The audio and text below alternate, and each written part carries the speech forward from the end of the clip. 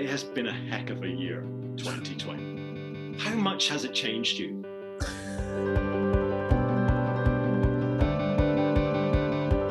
I remember talking to my sister and she asking me like, do you think 2019, if I told you that you would, be a big part of this protest and you'd be speaking out and you'd be involved in so much, would you believe me? And to be honest, I just say, nah. Lord, may you protect your servant, Leroy. Please keep him safe for his police training. And grant us the wisdom to accept his decision. How timely is it for this film to be coming out in the year of George Floyd and Black Lives Matter? Unfortunately, we don't want it to be timely, but it is something that is a continuous and serious dialogue. So for this to come out now, especially with this unique Black British Caribbean perspective that we don't get to see often, I think it's very, very important for the current dialogue.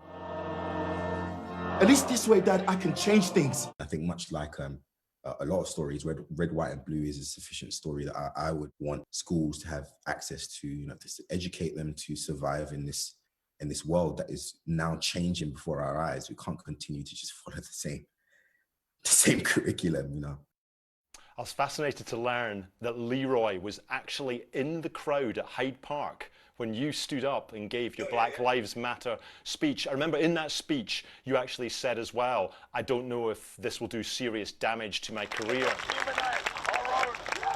Looking from the outside in, it will look like, mate, you'll be fine, you'll be cool. But in that moment, just being overwhelmed by so many people looking up and seeing, international news helicopters taking in this speech that I was making, I was just like, okay, cool.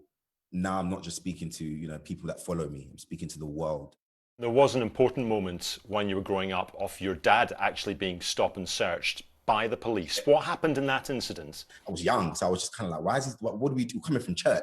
It's like that most, we're literally coming from Jesus. You know what I mean? It's like, what have we done? And it was in feeling that way just got me a bit heated. And that was just a very light interaction with the police. But at the time I just knew that seeing my dad be vulnerable, seeing his voice getting nice and respectful to this guy, made me feel some type of way in terms of the energy we've given. How are things with you in Star Wars after you saying you felt that the black and non-white characters were marginalised? I got on a phone call, Kathy Kennedy, and she just verbally showed her support, and we got to have a really nice, transparent, honest conversation that was beneficial for both of us. So these types of conversations, you can go into the realm of sounding like you're just trying to save your own career. But what is great now is that it's now a conversation that anyone has access to. Now people can express themselves about this, in knowing that, any character we love, especially in these big franchises like the Marvels or the Star Wars, we love them because of the moments that they're given. We love them because of those moments, and their heroic moments that these producers all decide for these characters. So we need to see that, in our characters that may be black and from other cultures. And finally, you are a big family man. How are you getting on at choosing you will spend Christmas with? So I think I'm going to be going to LA for Christmas. I'm not going to be here in the UK.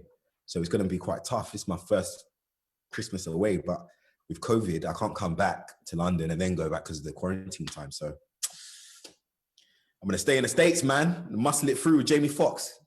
That's my Christmas partner. Well, you're going to show Jamie Foxx the Only Fools and Horses Christmas special. Well, we're about to work with each other. You're about to tell me, Jamie, I'm coming to your house, bro, for Christmas. If I can't have my family, I need to have the second best. And that's that Home Alone 2, Jamie Foxx. That's what we're doing.